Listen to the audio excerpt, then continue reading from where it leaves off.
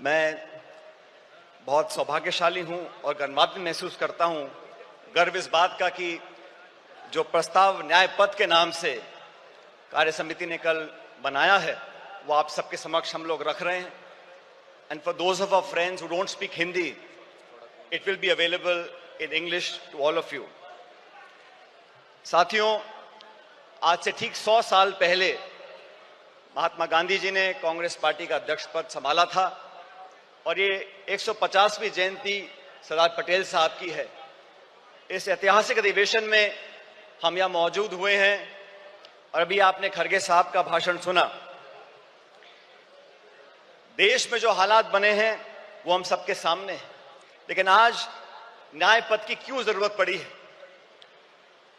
देश में जो सरकार काम कर रही है, पिछले 10 सालों में महंगाई, बेरोजगारी, आर्थिक असमानता, ध्रुवीकरण और क्रूरता की सारी हदें पार कर चुकी है और भारतीय राष्ट्रीय कांग्रेस अब नफरत, नकारात्मकता और निराशा के इस वातावरण को बदलकर न्याय और संघर्ष के रास्ते पर चलने के लिए प्रतिबद्ध है।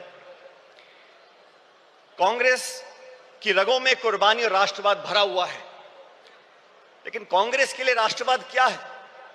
जो लोग राष्ट्रवाद की दुहाई देते हैं, राष्ट्रवाद का चोला ओढ़कर वोट बटोरने का काम करते हैं, मैं उन लोगों को बताना चाहता हूं कि कांग्रेस पार्टी का जन्म संघर्ष के लिए हुआ, देश की आजादी के लिए हुआ और कांग्रेस पार्टी के सुनहरे इतिहास में हमारे नेताओं ने जो कुर्बानियां दी हैं उसका पूरे देश और दुनिया में कोई दूसरा उदाहरण नहीं है।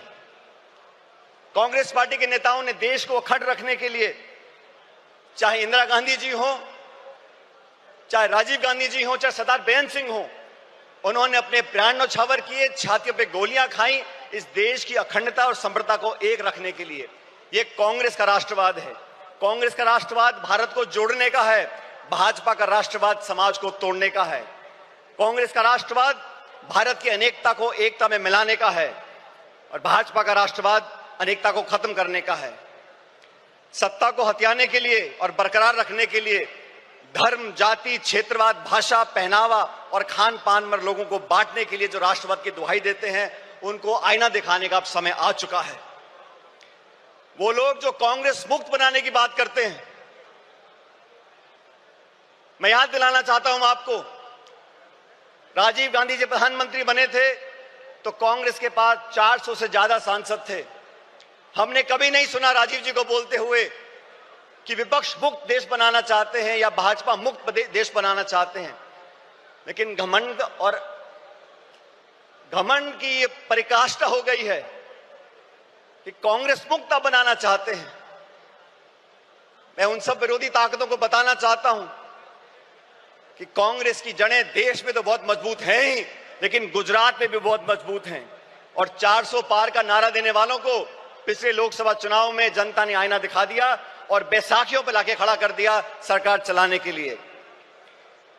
प्रजातंत्र की पहरी है और संविधान की रक्षक है कांग्रेस पार्टी। 1950 में जब संविधान लागू हुआ था, उससे पहले बाबा साहब अम्बेडकर ने खुद 25 नवंबर 1939 को संविधान सभा में कहा था कि कांग्रेस के बिना संविधान बनाना असंभव था। पिछले 75 सालों में कई सरकारें देश में आई, कांग्रेस की और गैर कांग्रेस की, लेकिन हर सरकार ने मूलतः संवैधानिक संस्थाओं को पोषित करने का काम किया, संवैधानिक संस्थाओं को संरक्षण देने का काम किया। लेकिन दुर्भाग्य से पिछले 10 साल से जो सरकार दिल्ली में बैठी है, उन्होंने जानबूझकर नीतिगत तरीके से सभी संवैधानिक संस्थाओं को जानबूझकर खोखला करने का काम किया है, उनकी पारदर्शिता को समाप्त करने का काम किया है। और ये आज की बात नहीं है। फरवरी 2000 में भाजपा की सरकार ने संविधान की समीक्षा के लिए एक आयोग बनाया और साजिशपूर्ण तरीके से खिलवाड़ करने की कोशिश करी, लेकिन राष्ट्रव्यापी विरोध किया कांग्रेस ने, पूरे देश के लोगों ने उनको अपने हाथ पीछे खींचने पड़े। और 2024 के लोकसभा चुनाव से पहले भाजपा नेताओं ने खूब कहा 400 पार करा दो और भाजपा के सांसदीय उम्मीदवारों ने कई बार नारा देकर अपनी दुर्भावना को प्रकट किया कि कैसे वे संविधान के खिलवाड़ करना चाहते हैं। साथियों, भाषण देना अलग बात है, लेकिन सरकार के कामकाज को आप देखिए। 6 वर्ष पहले भाजपा सरकार ने सदन में कहा था कि जम्मू कश्मीर को पूर्ण दर्जा देंगे। सुप्रीम कोर्ट की कॉन्स्टिट्यूशनल बेंच ने आदेशित किया कि आप जम्मू कश्मीर को पूरा दर्जा दो राज्य का, आज तक नहीं दिया। मणिपुर में क्या घट रहा हम देख रहे हैं, गृह युद्ध के हालात बने हुए हैं, बलात्कार हो रहा है, लूटपाट हो रही है, महामारी बची है, लेकिन ना तो प्रधानमंत्री जी को वहां जाने का समय है, ना उनकी इच्छा है। वो लोग जो संविधान की बात करते हैं और अपनी कार्यप्रणाली से संवैधानिक संस्थाओं का दुरुपयोग कर कर अपने राजनीतिक प्रतिद्वंदियों को आरोपी बनाने का काम करते हैं, उनका पर्दाफाश करने का समय आ गया है। कांग्रेस पार्टी ने, राहुल गांधी जी ने, खड़गे साहब ने लोकसभा चुनाव से पहले इंडिया अलायंस का गठबंधन किया। देश के सामने जो चुनौतियां थी उसका सामना करने के लिए समान दृष्टिकोण रखने वाले दलों को साथ लेकर आए थे और भविष्य में भी भाजपा सरकार को चुनौती देने के लिए संसद के अंदर और संसद के बाहर समय पड़ने पर तमाम हमारे इंडिया अलायंस के गठबंधन के साथियों के साथ हम चर्चा कर आगे बढ़ने का काम करेंगे। मैं धन्यवाद देना चाहता हूं राहुल गांधी जी का। सामाजिक न्याय की लड़ाई लड़ने का अगर रास्ता किसी ने दिखाया है तो राहुल जी ने दिखाया है। 1951 में जब सुप्रीम कोर्ट ने देश में आरक्षण को खत्म कर दिया था तो पंडित नेहरू जी की कांग्रेस सरकार थी जब वो अध्यादेश लेकर आए और संविधान में हमेशा के लिए आरक्षण का रास्ता परस्त कर दिया था। वो राजीव जी ने, इंदिरा जी ने उस रास्ते को अपनाया और मुझे खुशी है कि आज खड़गे साहब और राहुल जी ने ये बीड़ा उठाया है कि सामाजिक न्याय दिलाने की जिम्मेदारी अपने कंधों पर ली है। देश में बैकलॉग है, SC, ST, OBC महिलाओं पर जो अत्याचार और हो रहे हैं, लगातार 13% की वृद्धि उसके अंदर हो रही है। देश का सद्भाव, सर्वधर्म समभाव, आज जो टकराव पैदा किया गया है, भाई को भाई से लड़ाने की जो एक साजिश रची जा रही है, उसके खिलाफ हम सब कांग्रेस जनों को साथ खड़ा होना होगा। बिना संकोच के हमें कहना होगा, जैसा सरदार पटेल ने 1948 में जयपुर के अधिवेशन में कहा था कि कांग्रेस और कांग्रेस की सरकारें इस बात के लिए प्रतिबद्ध हैं कि भारत एक सच्चा धर्मनिरपेक्ष राज्य हो। हमारी अलग अलग पृष्ठभूमियां हैं, संस्कृति है, वेशभूषा है, खाना पीना है, भाषाएं हैं, लेकिन जो लोग उत्तर दक्षिण के राग में धर्म, जाति, गोत्र के नाम पर लोगों को बांटना चाहते हैं, उन लोगों से हमको सावधान रहना पड़ेगा। भारतीय राष्ट्रीय कांग्रेस प्रतिबद्ध है कि धार्मिक, भाषाई, जातिगत व क्षेत्रीय बंटवारे की सियासत को हम आखिरी दम तक लड़ते रहेंगे। देश को ना बंटने देंगे, ना बांटने वाली ताकतों को बढ़ने देंगे। हमारा वही नारा है, नफरत छोड़ो और भारत जोड़ो, जो नारा राहुल जी की यात्रा में हम सब लोगों ने बड़ी गुरजोर से कहा था। महिला अधिकार की बातें करते हैं, आदि आबादी और पूरा हक, ये कांग्रेस का संकल्प है। एनी बेसेंट से लेके सरोजिनी नायडू जी, नेली सेन गुप्ता जी, इंदिरा गांधी जी, सोनिया गांधी जी ने हमेशा महिलाओं के अधिकारों को पहली पंक्ति में लाने का काम किया है। पिछले एक दशक में महिला अत्याचार, शोषण, प्रताड़ना, अपराध इतने बढ़ गए हैं कि भारत मां की आत्मा पूर्णतः छलनी हो गई है। केंद्र की भाजपा सरकार के आदेश पर महिला पहलवान बेटियों को दिल्ली की सड़कों पर जो घसीटा गया, या मणिपुर में मां बहनों को सार्वजनिक तौर से निर्वस्त्र कर घुमाया गया, हाथरस से लेकर उन्नाव तक भारत मां के सीने पर ऐसे हजारों घाव हैं। आए दिन देश की बेटियों के बारे में भाजपा के मुख्यमंत्री, केंद्रीय मंत्री और उनसे संबंधित संस्थाएं जिस प्रकार उनके पहनावे, आचरण, चरित्र, बाहर जाने के समय उनकी स्वतंत्रता, खान पीन व निर्णय लेने की क्षमता को लेकर लगातार आपत्ति उठाते रहते हैं, उसका हमको विरोध करना पड़ेगा। ये वो सरकार है जो किसानों का विरोध करती है। मुझे फक्र है कि हम उस पार्टी के कार्यकर्ता हैं जिसने संकल्प लिया है कि हम लोग किसानों का MSP पर एक कानूनी अधिकार जनता को देंगे और 50% से ऊपर समर्थन मूल्य किसान को मिलेगा।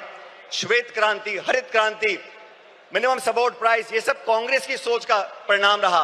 भाजपा ने तो 3 काले कानून लेकर आए, 16 महीने तक आंदोलन हुआ, 700 किसान शहादत हो गई उनकी, और फिर जाके भाजपा को अपने हाथ पीछे खींचने पड़े। आप सबको याद होगा साथियों, जमीन अधिग्रहण को लेकर राहुल गांधी जी ने भट्टा परसौल में आंदोलन किया था। तब कानून बना लैंड एक्विजिशन एक्ट का। उस भट्टा परसौल के आंदोलन के बाद से तमाम चंद उद्योगपति और भाजपा की सरकार ने मिलकर राहुल जी की छवि को धूमिल करने का काम किया था, और आज तक वो इस काम में लगे हुए हैं, क्योंकि गरीब की, किसान की, मजदूर की, अपेक्षित की आवाज उठाने का काम राहुल जी करते हैं, कांग्रेस पार्टी करती है।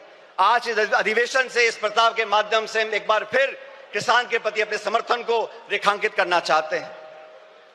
अर्थव्यवस्था की हम बात करें 2 मिनट के लिए। मनमोहन सिंह जी की सरकार में 10 साल में 27 करोड़ लोगों को गरीबी रेखा से उठाया गया, 8% की जीडीपी ग्रोथ हुई। आज के जो हालात हैं, और कृपया करके गौर से सुनिए, इस देश के जो 1% सबसे अमीर लोग हैं, उनके पास देश की 40% संपत्ति है। 1% अमीर लोगों के पास 40% संपत्ति है, और जो निचले 50% लोग हैं, उनके पास मात्र 6.5% संपत्ति इस देश की है। हम लोग आज अधिवेशन मौजूद हैं, ये संकल्प लेके यहां से जाना पड़ेगा।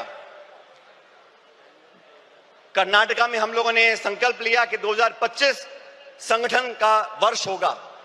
साथियों, मैं चाहता हूं इस अधिवेशन की महक पूरे देश के हर गांव, हर ढाणी, हर कस्बे तक पहुंचे।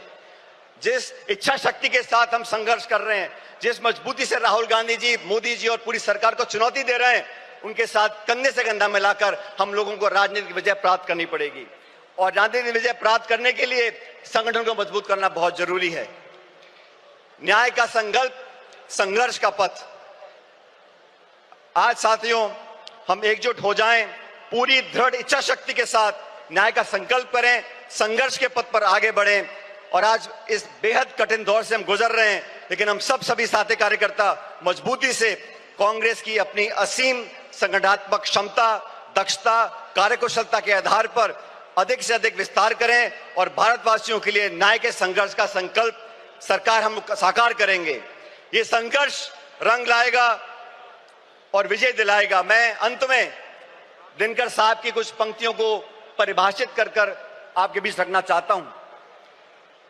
चले संघर्ष आठों याम तुमसे, चले संघर्ष आठों याम तुमसे, करेंगे अंत तक संग्राम तुमसे। हमारे न्याय की संकल्पना साकार होगी, कांग्रेस की फिर जय जयकार होगी। बहुत बहुत धन्यवाद। जय हिंद।